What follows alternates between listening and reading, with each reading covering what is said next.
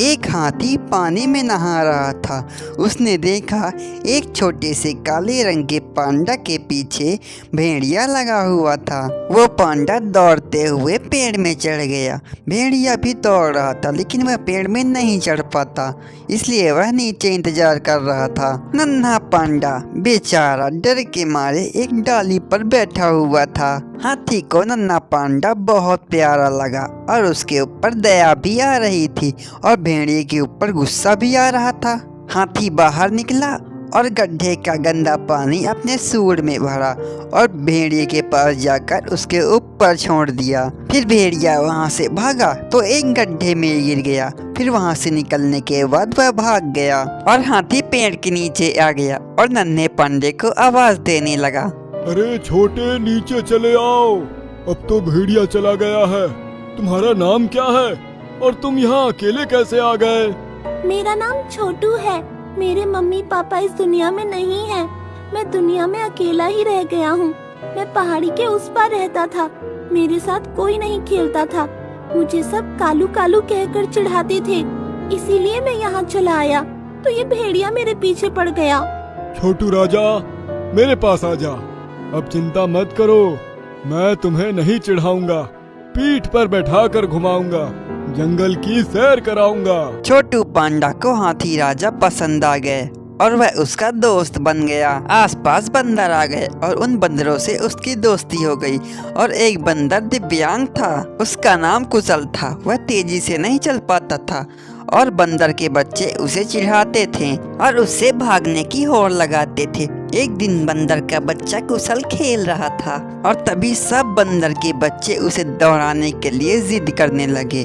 फिर सब बंदर के बच्चे और कुशल दौड़ने लगे और तभी सब बंदर के बच्चे आगे पहुंच गए और छोटू पीछे रह गया। यह दृश्य देखकर पांडा उसके साथ दौड़ने लगा। कुशल, बचकर दौड़ना, नहीं तो फिसल जाओगे।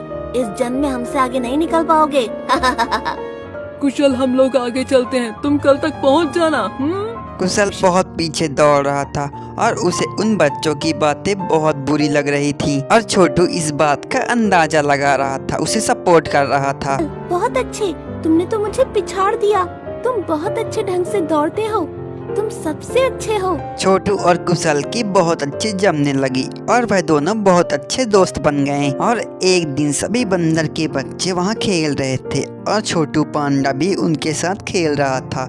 फिर वहाँ पर एक भेड़िया आ गया और बंदर के सभी बच्चे और छोटू पेड़ पर चढ़ गए और कुशल भाग नहीं पाया।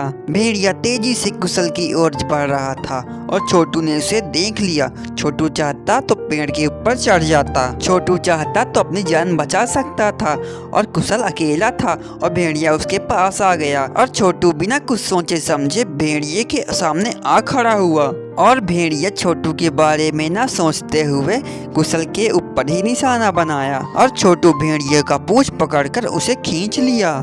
कुशल भाग जाओ, कुशल भाग जाओ। भेड़िया पीछे मुड़कर छोटू से लड़ने लगा और उस पर वार करने लगा और छोटू उससे जीत नहीं पाया, लेकिन स्वयं को खतरे पर डालकर कुशल को बचाया। कुशल पेड़ पर चढ़ गया लेकिन छोटू के लिए रोने लगा।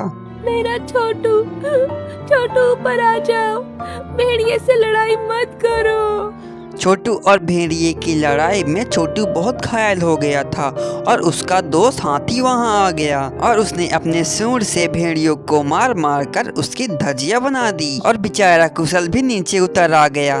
मेरे प्यारे दोस्त छोटू, तुमने मुझे बचाने के लिए अपनी जान खतरे में डाल दी। मेरे दोस्त छोटू, तुम बहुत घायल हो गए हो। चलो, मैं तुम्हें अपनी पीठ पर बिठाकर भालू वैद्य के पास लेकर चलता हूँ।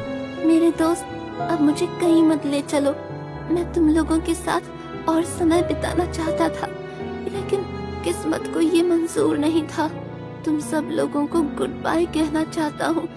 अगले जन्म में फिर आप दोनों का साथ चाहूँगा। इतना कहकर छोटू ने अपने प्राण त्याग दिए। हाथी और कुशल की आंखों से आंसुओं की धारा बहने लगी। उन दोनों ने अपना सबसे प्यारा दोस्त खो दिया था। हमें किसी की कमजोरी का मजाक नहीं उड़ाना चाहिए। सब्सक्राइब कर दो।